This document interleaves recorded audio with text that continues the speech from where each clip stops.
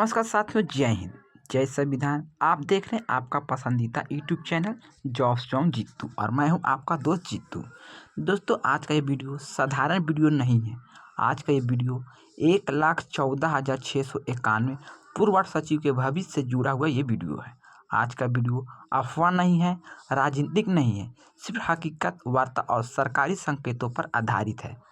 अगर आप भी पूर्व सचिव या उनके परिवार से या पंचायत व्यवस्था से जुड़े हैं तो इस वीडियो को अंत तक जरूर देखिए, क्योंकि आज मैं आपको बताने वाला हूं मंत्री जी से क्या क्या बातें हुई और सरकार का बॉडी लैंग्वेज कैसा था, अफसरों ने क्या नोट किया और सबसे बड़ा सवाल, क्या अब सरकारी नौकरी वापसी मिलने की उम्मीद है। मुद्दे की जड़ तक वार्ड सचिव की कहानी, आपको सारा इन्फॉर्मेशन यहाँ पर डिटेल से बताएंगे और पूरी जानकारी देने का भी काम करेंगे। लेकिन उससे पहले आपसे छोटी सी रिक्वेस्ट करेंगे कि अगर आप लोग चैनल पर पहली बार जुड़े हैं तो चैनल को सब्सक्राइब कर लीजिएगा। वीडियो पसंद आएंगे तो वीडियो को लाइक कीजिएगा, वीडियो को शेयर कीजिएगा, क्योंकि इस चैनल के माध्यम से पूर्व सचिव, संख्या की स्वयं सेवक, होमगार्ड, जीविका, बिहार के संविदा कर्मी और सोशकर्मी, दैनिक कर्मी, हटाए गए कर्मचारी को लेकर नई नई अपडेट, नई नई जानकारी यहाँ पे दी जाती है। तो चलिए दोस्तों, चलते हैं उस पूरी जानकारी की ओर जिसका आप लोग बेसब्री से इंतजार कर रहे थे। दोस्तों, आज से नहीं, पिछले कई सालों से पूर्व सचिव के साथ जो हुआ वो सिर्फ नौकरी जाना नहीं था, वह सम्मान, पहचान, भविष्य का टूटना था। पंचायत में काम किया, सरकार की योजनाओं को लागू किया, जन्म, मृत्यु, आवास, शौचालय, पेंशन, सात निश्चय योजना के जमीन पर उतारा। लेकिन जब व्यवस्था बदली तो वार्ड सचिव को बाहर कर दिया गया। सवाल यह है, क्या बिना गलती सजा देना न्याय है? क्या अनुभव की अनुमति की कोई कीमत नहीं है? क्या 10 साल 15 साल की सेवा का कोई मूल्य नहीं है? इन्हीं सवालों को लेकर आज ऐतिहासिक फैसला, जो कि पहली बार ऑफिशियल बैठक की गई है। ऐतिहासिक बैठक में पहली बार सरकार के आमने सामने बातें चली। दोस्तों, ध्यान से सुनिएगा, यह कोई धारणा नहीं था, या कोई नारेबाजी नहीं थी, यह ऑफिशियल सरकारी वार्ता थी। स्थान था पंचायती राज विभाग। मंत्री जो थे माननीय श्री दीपक प्रकाश, प्रतिनिधिमंडल 11 सदस्य समिति। यह बैठक इसलिए ऐतिहासिक है क्योंकि पहली बार सरकार ने खुद बुलाया, पहली बार अफसर सामने बैठे और पहली बार कागजों पर बात हुई, पहली बार हर पॉइंट को नोट किया गया। और सबसे बड़ी बात, यह भावुक अपील थी कि यह लीगल प्रोसेस था, क्या क्या सबूत रखे गए, लीगल हथियार क्या है, सारा इन जानकारी इसी में बताने वाले हैं। जरा समझिए कि वार्ता कमजोर क्यों नहीं थी। प्रतिनिधिमंडल खाली हाथ नहीं गया था, उन्होंने रखा नियुक्ति से जुड़ा आदेश, मैट्रिक योग्यता के आधार, पंचायत स्तर पर की गई कार्य, समान कार्य का समान वेतन के आधार, सुप्रीम कोर्ट व हाई कोर्ट की सिद्धांत और सात निश्चय योजना से जुड़े हर रोल, हर बात लिखित रूप से रखी गई। कोई मौखिक ड्रामा नहीं हुआ। और सबसे अहम बात है कि मंत्री जी और कारी ने हर बिंदु को रजिस्टर में नोट किया। यह मुद्दा बड़ा संकेत है दोस्तों, क्योंकि सरकार नोट वही करती है जिस पर आगे फाइल चलानी होती है। मंत्री जी का बॉडी लैंग्वेज क्या कहता है, जो कि आपको यहाँ पे बताने वाले हैं।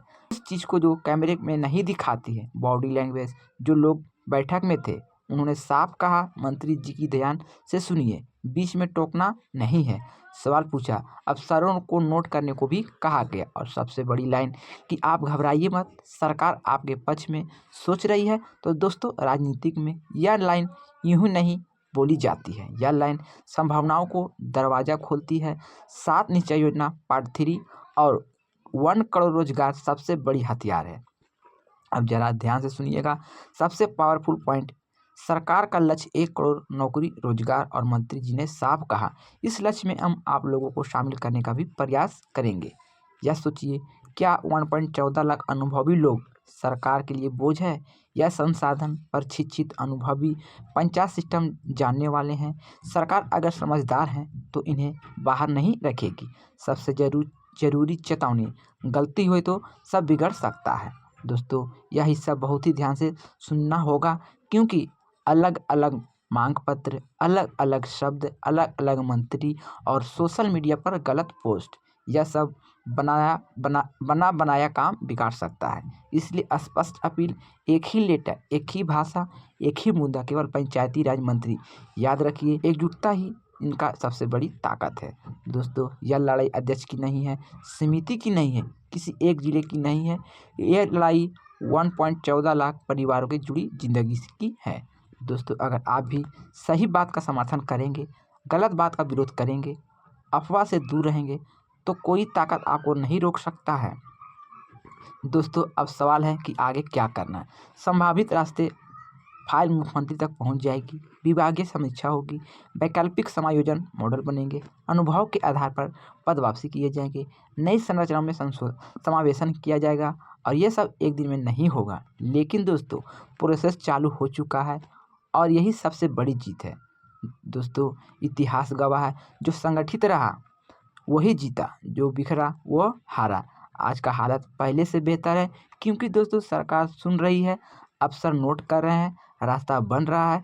बस ज़रूरत है धैर्य, एकजुटता और सही दिशा की। तो दोस्तों, यहाँ पे जो जानकारी निकल कर आई है, जितने भी राज्य में पूर्व सचिव है, उनको लेकर मंत्री जी ने बहुत बड़ी जिम्मेदारी उठाई है कि उनको जो रोजगार का फैसला किया गया उसमें आपका पद की समावेशन किया जाएगा, यानी कि आपको फिर से पद पे बहाल किए जाएंगे। इन सभी पद को जोड़कर जो 1 करोड़ की बातें सरकार में बार बार कर रहे हैं, उन्हीं में शामिल किया जाएगा। तो आप लोग जितने भी कर्मी हैं, जितने भी भाई बहन हैं, जो भी इन विभाग से जुड़े थे, उनको लेकर अच्छी गुड न्यूज़ है, क्योंकि आपकी बातें अब सरकार पर चल गई है और वहाँ पे लगातार आपकी बातें भी उठाई जा रही है, समीक्षा बैठक भी की जा रही है, जो आपके लेकर यहाँ पर अच्छी गुड न्यूज़ जारी किया गया था, क्योंकि दीपक जी ने आप सभी को लेकर यहाँ पे बातें उठा दी है, अफसर से भी बात की गई है। तो दोस्तों, आपको थोड़ा धैर्य बनाए रखना है, एकजुट रखना है, क्योंकि आपकी एकजुटता ही आपका सबसे बड़ा जीत है, क्योंकि बहुत जल्द आप सभी को गुड न्यूज़ मिल सकता है। जितने भी पूर्व सचिव सांख्यिकी स्वयंसेवक को लेकर भी यहाँ पे जानकारी निकल कर आ रही है। आज हम बेहद ही महत्वपूर्ण और चर्चित मुद्दे पर बात करने जा रहे हैं, सांख्यिकी स्वयंसेवक को लेकर। साथियों, आप सभी जानते हैं कि सांख्यिकी स्वयंसेवक पद कोई साधारण जिम्मेदारी नहीं होती। यह पद सेवा, समर्पण, समाज के प्रति जवाबदेही का प्रतीक होता है। लेकिन हाल ही के दिनों में जिस तरह से सांख्यिकी स्वयंसेवक के पद को वापसी की खबरें सामने आ रही है, उनसे कई बड़े सवाल खड़े कर दिए हैं। सबसे बड़ा सवाल है कि आखिरकार सांख्यिकी स्वयंसेवक को पद से हटाने की नौबत क्यों आई? क्या कारण प्रशासनिक है? क्या मानदेय, सम्मान और कार्यभार के बीच संतुलन नहीं बन पा रहा है, या फिर सांख्यिकी स्वयंसेवक की समस्याओं को लगातार नज़रअंदाज किया जा रहा है? तो दोस्तों, सांख्यिकी स्वयंसेवक वही लोग हैं जो ज़मीनी स्तर पर काम करते हैं, सरकार की योजनाओं को जनता तक पहुंचाते हैं और उनकी भूमिका सबसे अहम होती है। ऐसे में अगर वही सांख्यिकी स्वयंसेवक पद वापसी करने को मजबूर हो, तो वह व्यवस्था पर सवाल खड़ा कर सकता है।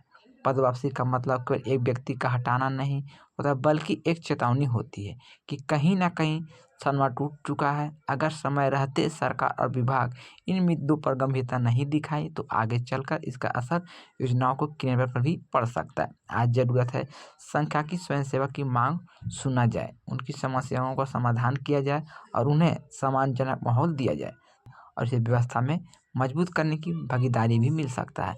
तो दोस्तों, सांख्यिकी स्वयंसेवक को लेकर थोड़ा-सा यहाँ पे गुड न्यूज़ निकला है कि आप सभी की बात वहाँ पे उठाई जा रही है। जिस तरह से सांख्यिकी स्वयंसेवक है, उसी तरह से आप पूर्व सचिव को लेकर भी यहाँ पे जानकारी निकल कर आ रहे थे दोस्तों। तो यहाँ पर मैं दोनों को जानकारी बता दी है, दोनों को बातें यहाँ पे उठाई गई है। अगर आप लोग पहली बार चैनल पर आए हैं, तो कृपया करके चैनल को सब्सक्राइब कीजिएगा, क्योंकि सब्सक्राइब करने में आपसे कोई शुल्क या चार्ज नहीं लगता। चैनल सब्सक्राइब करना बिल्कुल ही मुफ्त है। तो साथियों, अभी तक चैनल सब्सक्राइब नहीं किया तो सब्सक्राइब कर लीजिएगा, साथ में बेल वाला आइकन को भी प्रेस कीजिएगा, जिससे कि भविष्य में कोई भी अपडेट, कोई भी जानकारी आएंगे पूर्व सचिव से संबंधित, जिसकी जानकारी सबसे पहले आपको टाइम पर नोटिफिकेशन के माध्यम से प्राप्त होगा। तो दोस्तों, जो मुझे जानकारी मिला था सूत्रों द्वारा, न्यूज़ के द्वारा, मैं वो जानकारी इस वीडियो में कवर कर दी। फिर भी कोई जानकारी छूट गया है या तो बोलने में कोई मिस्टेक हो गए, तो आप अपना छोटा भाई समझ के क्षमा कीजिएगा। मिलते हैं दोस्तों नई वीडियो में, नई जानकारी, नई सूचना, नई अपडेट के साथ। जब तक के लिए goodbye, thanks for watching.